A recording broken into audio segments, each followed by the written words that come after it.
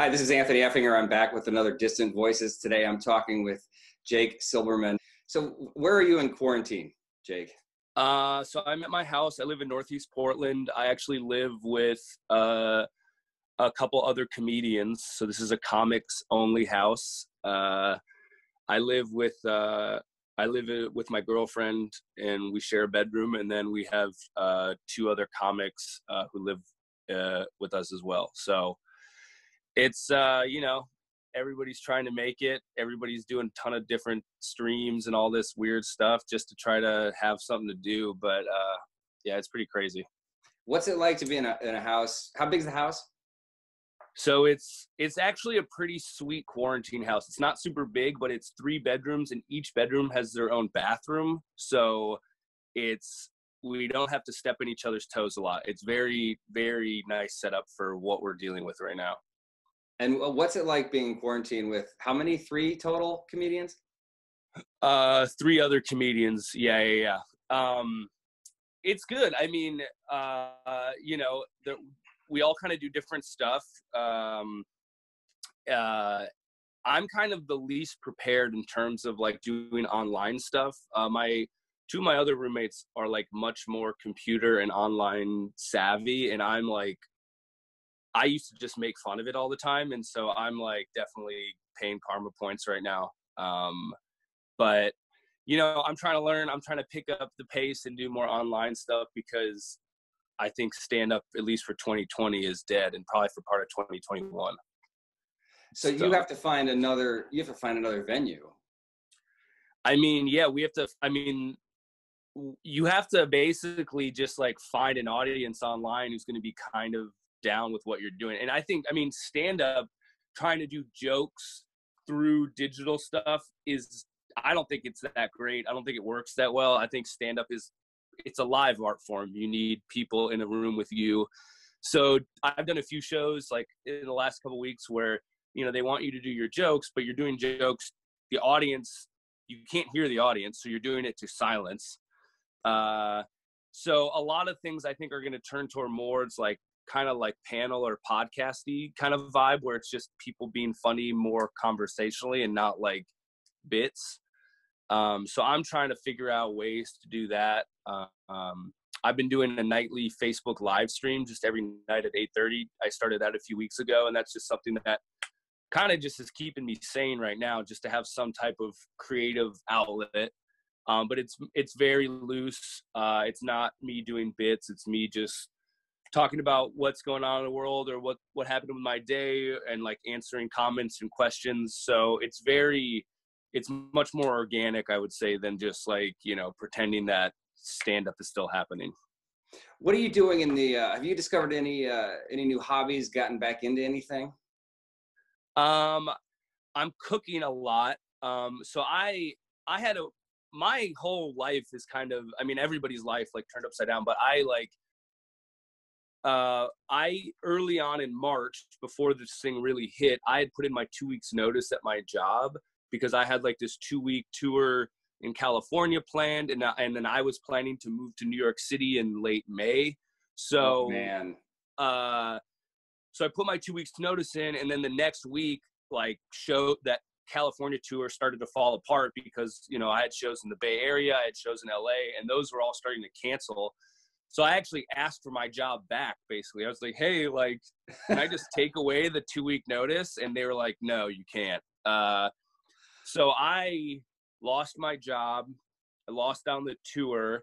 And obviously I'm not moving to New York now. So like, I wasn't supposed to be in Portland past May. I was supposed to leave on a cross-country tour from here to New York on May 21st. And that's all done now. So like, I have like this whole weird life where I wasn't even supposed to be here in a few months. And now I'm trying to figure out what I'm going to do, probably, like I said, at least through 2020. And who knows when like New York is going to open up again or be safe really to move to. So I might be I was done with Portland and I were like, oh man, up, breaking our hearts. Yeah. It was just the next step. And so now that that's off the table for the foreseeable future, I'm like trying to learn like what my life is going to be like here. So what was the job you left?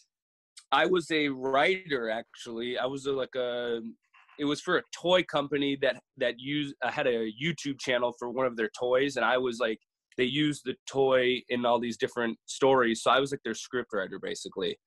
And so I've been doing that what was the toy? It was called Stickbot. It was a stop motion animation toy. So I taught kids how to do like stop motion animation. And I would, I've been working there for 4 years, and I was like, hey, I'm leaving. It was like, this very like, I'm out of here. Like, this is going to be great. And they're like, oh, this is so good. And then, a week later, it was like, oh, okay, this is done. Is there anything funny about this? I mean, it's all really dark humor. Everything is either tragedy or comedy. And I think we're much more in the tragedy part.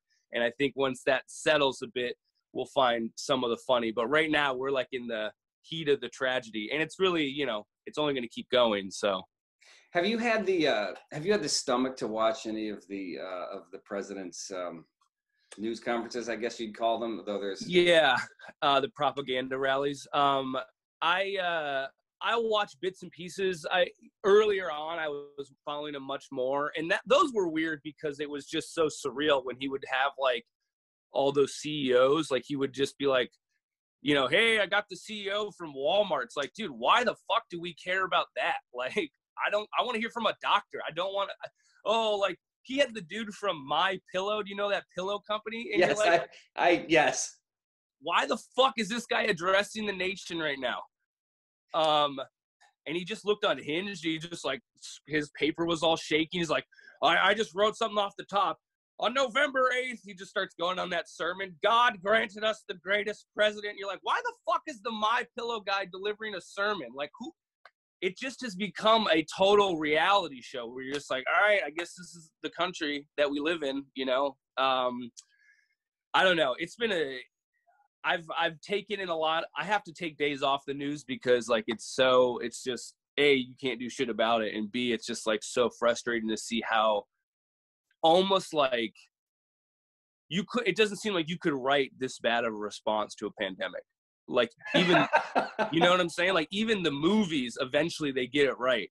And right now it's just like, every time you look at this guy, it's just like, he makes another mistake. And you're like, dude, don't you at least want to be known as the president who like did this right? Like, even if you're only serving your own ego, don't you want to be the guy who like knocked it out of the park? Instead, this dude I don't know what he's thinking. It's hard to even understand what's going on in his fucking mind.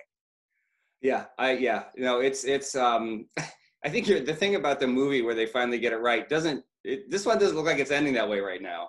No, this is like a fucking trilogy or something where it just keeps getting worse. And it's just like, all right, I guess this is just the weird clown world we live in now, where, I mean, I don't know. It's blowing my mind. And I'm continually impressed by how badly he and his administration are just like totally fucking this up.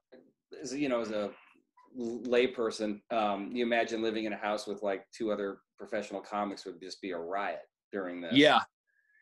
Comics are actually kind of, I mean, some of them go pretty hard, but a lot of comics are pretty like, they're pretty introverted. They're weird people. They got a lot of weird stuff about them. I mean, they found comedy because they don't relate to people maybe in something totally normal way. So, yeah, I think people have this idea of comics being these like, wild and crazy people, and some of them totally are, but a lot of them are just like weirdos, and they don't, they're kind of strange people, So you're trapped in a house with a bunch of weirdos. Yeah, it's a bunch of weird, socially awkward people who have found this one thing to relate to, and that's what they do.